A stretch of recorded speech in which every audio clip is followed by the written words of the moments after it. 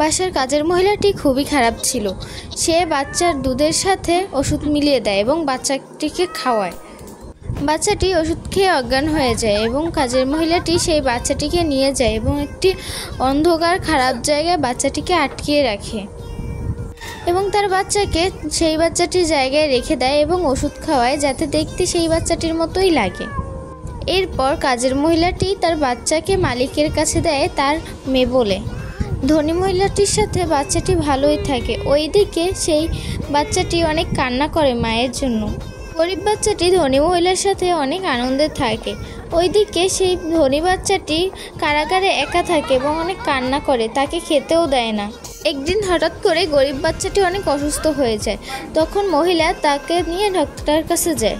Doctor তাকে একটা ওষুধ দেয়। সেই ওষুধটি খেয়ে সে তার আগের রূপে ফিরে আসে এবং কালো হয়ে যায়।